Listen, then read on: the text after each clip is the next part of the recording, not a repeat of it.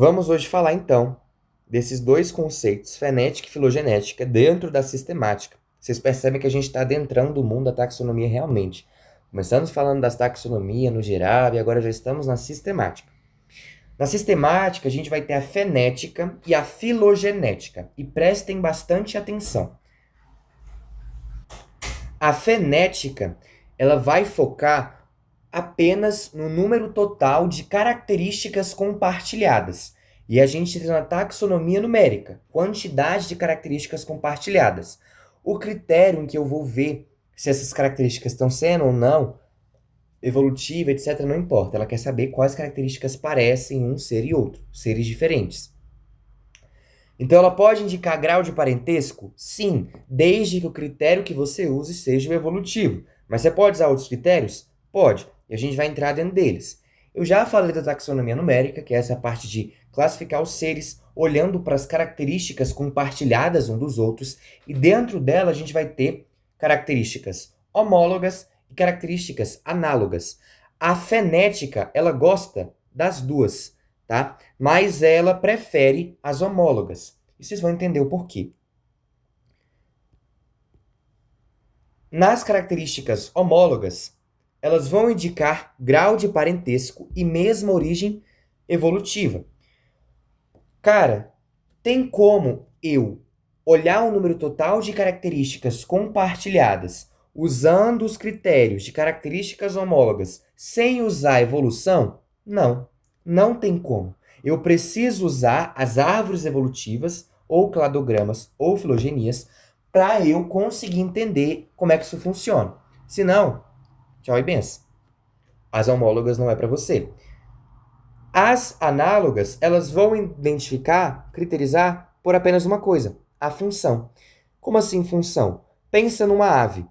Nós temos vários tipos de ave, um gavião e um pássaro-pombo, um pombo, por exemplo. Qual característica eles têm em comum? Falando em características análogas, eles têm a capacidade de voar.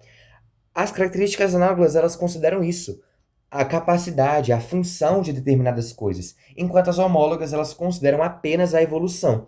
Então, se você for olhar as características homólogas, elas vão dizer que os pombos e os gaviões não têm nada de semelhante atualmente, porque eles, pode ser que eles tenham um ancestral em comum, mas eles não têm nada de semelhança atualmente, enquanto as características análogas dizem outra coisa. E a fenética, ela considera as duas. Então a fenética ela não vai dizer que as homólogas estão erradas e que as análogas estão erradas. Não, ela considera as duas. Se você quiser usar as análogas, você pode. Se você quiser usar as homólogas, você pode.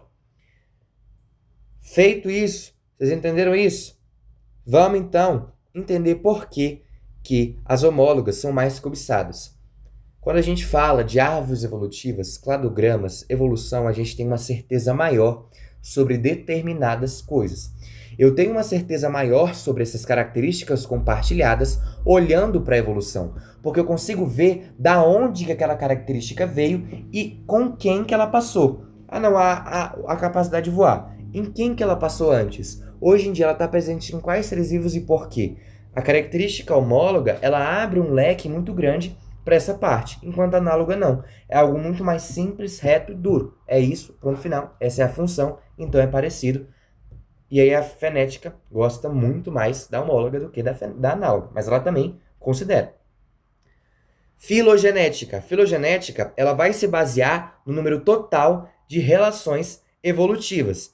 Então ela vai usar as características análogas, vai levar as características análogas em consideração? Não, porque essas características análogas, elas estão focando na função, não na parte de evolução e etc. E ela quer saber das relações evolutivas, do parentesco de cada um. Relações evolutivas é o grau de parentesco também entre duas espécies diferentes. O cavalo, qual é o grau de parentesco com um ser humano? Quanto distante ele é do ser humano? Em que período eles se dividiram na história do planeta?